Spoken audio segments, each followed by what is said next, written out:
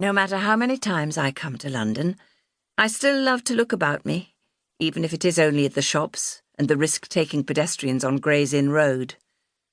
Young D.C. Martin Yeats left me to my gazing, which I curtailed a little so as not to be classed as a country bumpkin.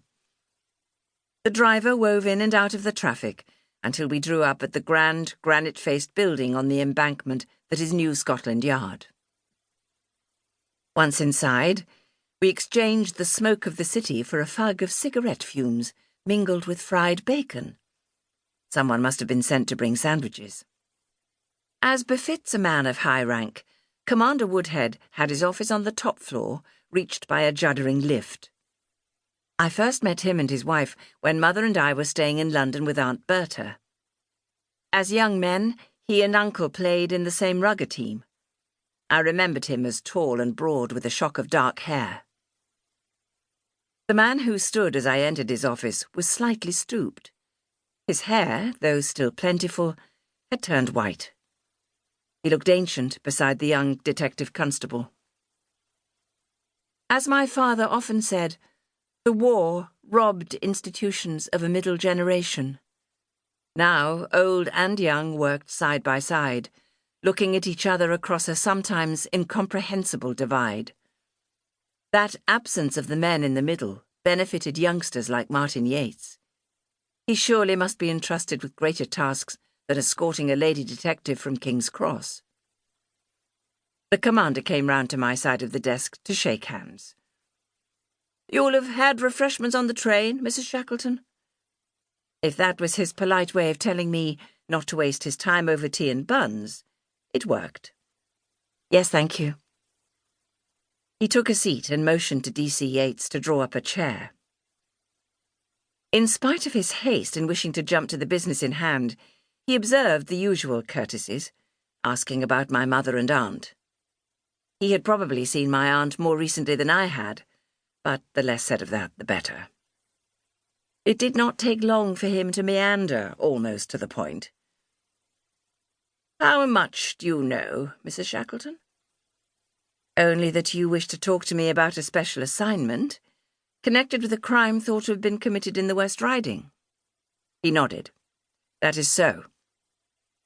I waited.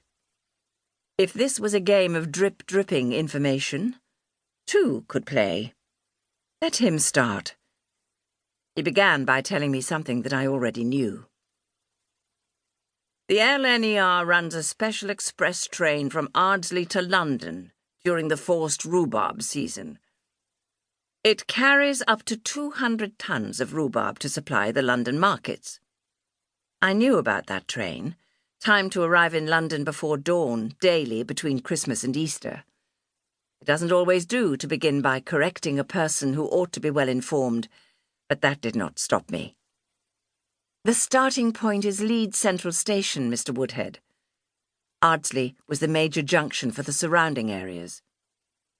He glanced at his papers. Quite so."